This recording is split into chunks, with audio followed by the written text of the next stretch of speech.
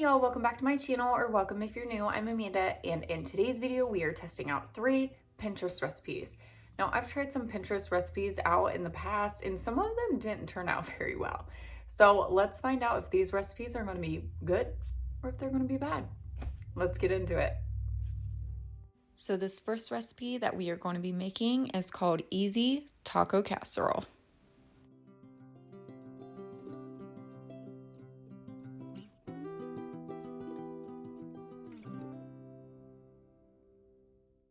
So first we are going to start off with a tablespoon of extra virgin olive oil, or just whatever olive oil that you have on hand. Once the oil is all warmed up, we're going to add half of an onion and cook them down for a few minutes.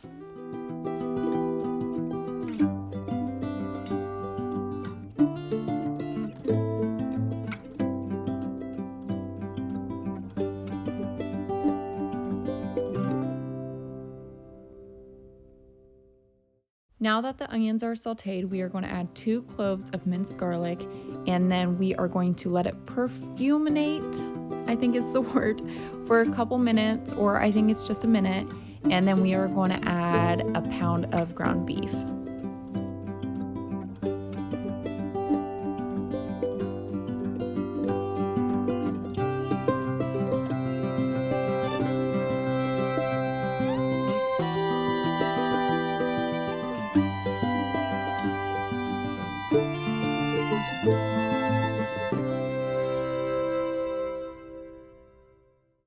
Once the hamburger is done, we are going to drain it, and then we are going to add, I used a pack of taco seasoning. The recipe calls for a tablespoon.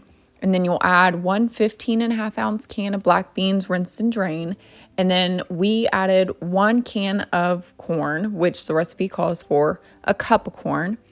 And then 2 cups chopped cherry tomatoes. And then we're just going to mix it up. And then we are going to layer this like a lasagna. So you'll put some meat mixture down, take 6 halved corn tortillas, and then 6 whole corn tortillas. While you're doing that, you're going to add Monterey Jack and then cheddar cheese.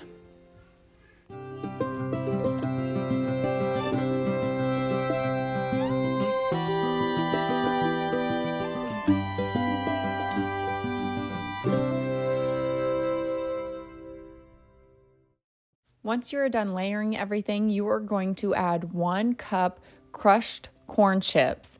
And I just used tortilla chips that we had on hand, and I didn't measure them. And then we added jalapenos, which the recipe does not call for, but we love jalapenos, so that's what we added. And then we will put more cheese on top of that. And then we are going to throw it in the oven at 375 for 20 minutes.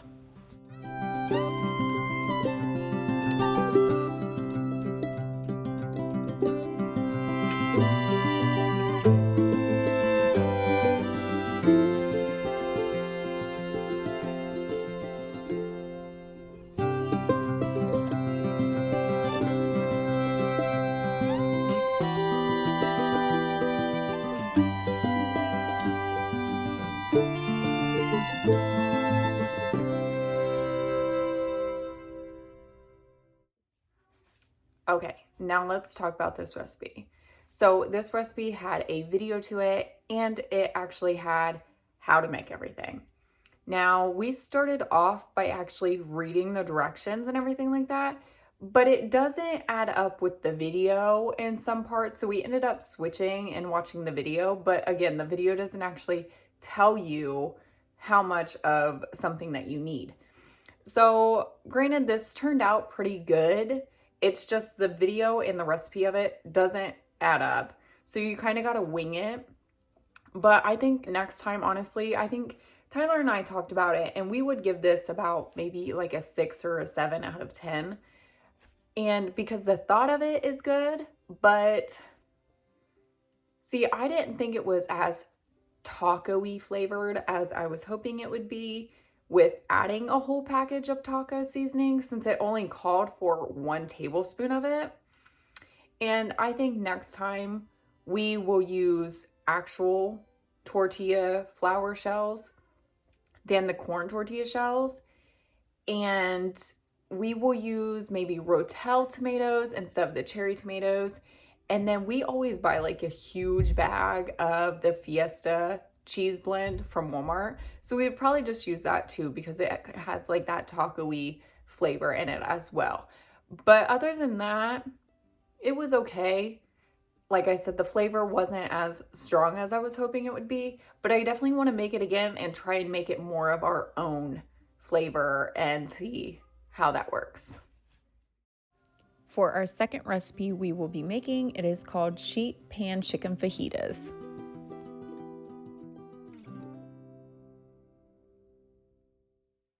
So we are going to start out with 1.5 pounds of chicken breast, and we are going to add 1 red onion and then 3 bell peppers. I used yellow, orange, and red. Now for the seasonings, I took a screenshot here. We will add 1 teaspoon salt, 3 turns freshly ground pepper, 1/2 teaspoon of cumin, 1/2 teaspoon garlic powder, 1/2 teaspoon onion powder, 1/2 teaspoon of paprika, 2 teaspoons of chili powder, and then 1.5 tablespoons of olive oil. And then mix it up.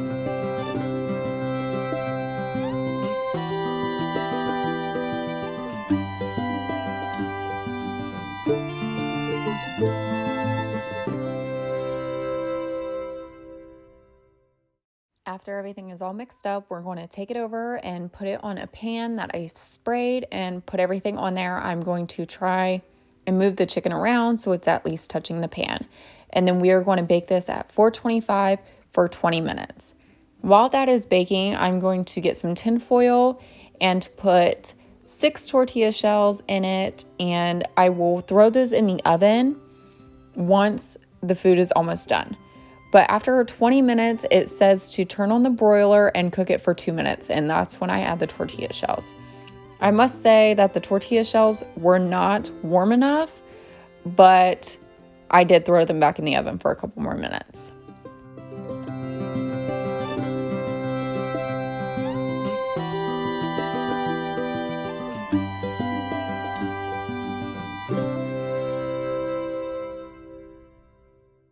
Okay, let's talk about this recipe. This was actually really good and I would definitely make it again. A couple things I would do differently though is because we had corn tortilla shells on hand, that's what we used. I think next time I'll make sure that we have the flour ones because the corn ones kept falling apart on us. And I would probably just use the fajita mix that you can buy at the store just to make it a little easier. And I made a bag of that instant rice where you only put in the microwave for like 90 seconds. It was lime cilantro, and that was really good with it also. But this is definitely a recipe that I will make again. Now our third and final recipe is called Ravioli Lasagna.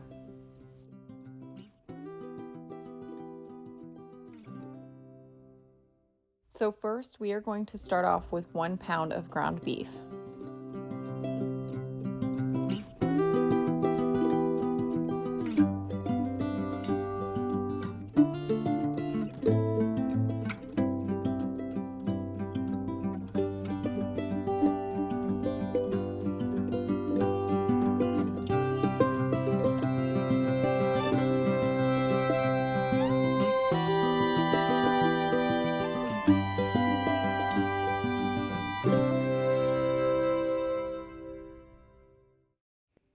Now that the hamburger is cooked up, we are going to add 1 small onion chopped up and then 3 cloves of minced garlic.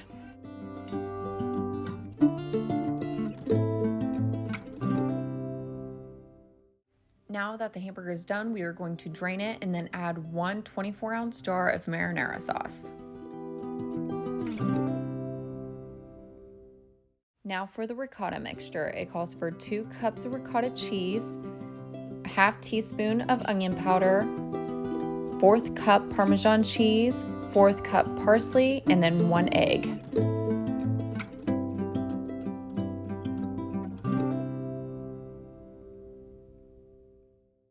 Now that everything is mixed up, we are literally laying this just like a lasagna. So we will put down our meat mixture and then we will take cheese raviolis, and you are supposed to do 3 layers. I did 4 I accidentally messed up. And then once you lay those down, you will add some ricotta on top of it.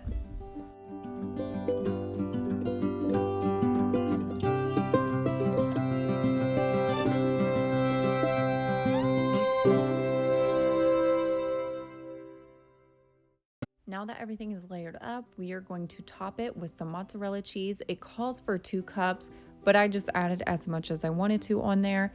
And then we're going to take some foil and cover this lasagna up, bake it at 350 for 40 minutes.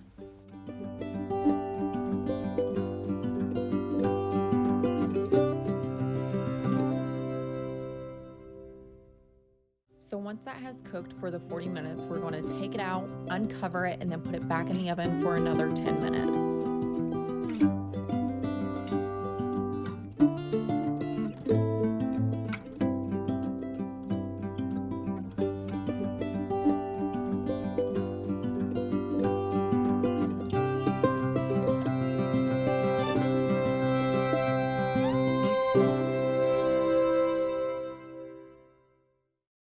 Okay, let's talk about this ravioli lasagna.